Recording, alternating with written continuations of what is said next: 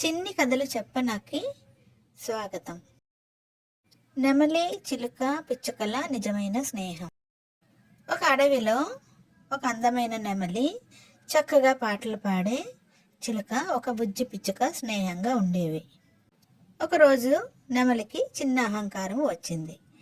అది చిలుక పిచ్చుకలతో అంది, ఈ అడవిలో నాకన్నా అందంగా నాట్యం చేసేవాళ్ళు ఎవరూ లేరు, నేనే అందరికంటా గొప్ప అని చెప్పి పురివిప్పి నాట్యం చేయసాగింది. వెంటనే చిలుక అంది, నీకంట నేనే గొప్ప, నేను అందంగా ఉంటాను, అందంగా పాట పాడతాను, చక్కగా మాట్లాడతాను, అందుకే నేనే కదా అందరికన్నా గొప్ప అంది చిలుకమ్మ. అయితే అక్కడే ఉన్న పిచ్చుక మాత్రం, నేను మీకన్నా చిన్నదాన్ని, కానీ నాకు కొద్ది గొప్ప శక్తి ఉంది, తెలివితేటలు ఉన్నాయి అంది.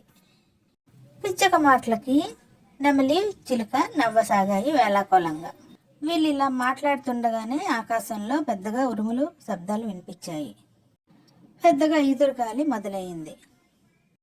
హఠాత్తుగా వచ్చిన ఈ వాతావరణంలో మార్పుకి ముగ్గురు స్నేహితులు కూడా చెట్టు మీద సురక్షితంగా వెళ్ళి కూర్చున్నారు. కానీ వాటి ముగ్గురికి దూరంగా ఒక చిన్న పక్షి వర్షంలో చిక్కుకొని కనిపించింది వాటికి. ఆ పక్షి తన గూడు చేరలేక వర్షంలో ఆ చెట్టు మీదే బిక్కుబిక్కుమంటూ చూడసాగింది. నెమలి వెంటనే అక్కడికి వెళ్ళి ఆ పక్షిని రక్షిద్దాం అనుకుని దిగింది చెట్టు మీద నుంచి. కానీ వేగంగా వస్తున్న గాలి ప్రవాహానికి పెద్ద రెక్కలతో నెమలి ఎగరలేకపోయింది. అంతలో చిలుక వెళదామని ఎగరడానికి ప్రయత్నం చేసింది. బలహీనంగా ఉన్న ఆ రెక్కలతో అది ఆ గాలికి ఎగరలేకపోయింది. నెమలి, చిలుక కూడా బాధపడసాగాయి, ఆ చిన్న పక్షికి సహాయం చేయలేకపోతున్నావే అని.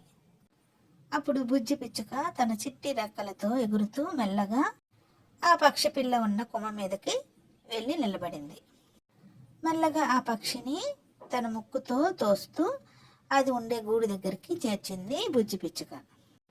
నెమలి, చిలుక వచ్చి సహాయం చేశాయి. ఆ చిన్న పక్షిని తన గూడులో విడిచిపెట్టాయి. నెమలి సిగ్గుతో తలదించుకుంది, క్షమాపణ అడిగింది పిచ్చుకని.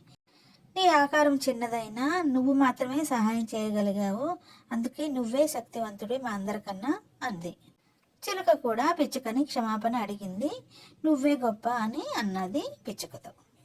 అప్పుడు చిలుక తన స్నేహితులతో అంది, ఎవరి శక్తి సామర్థ్యాలు వాళ్ళవే, దేవుడు ఒక్కొక్కరికి ఒక్కొక్క రకమైన అందాన్ని ఇచ్చాడు, అందుకే ఎవరి అందం వాళ్ళదే, ఎవరు ఎవరితోనూ పోటీ కాదు, మన స్నేహంలో ఇక నుంచి అలాంటివి ఉండకూడదంది పిచ్చుక. ముగ్గురు ఆనందంగా వాటేసుకున్నారు. వాళ్ళ స్నేహమే గొప్పదని సంతోషంగా. దేవుడు సృష్టించిన ఈ ప్రపంచంలో దేవుడు ఒక్కొక్కరికి ఒక్కొక్క రకమైన అందాన్ని, శక్తిని ఇచ్చాడు, అందుకే ఎవరి గొప్ప వాళ్ళది, ఎవరి శక్తి వాళ్ళదే. ఇలాంటి మరిన్ని చిన్ని కథల కోసం do like, share and subscribe my channel చిన్ని కథలు చెప్పనా.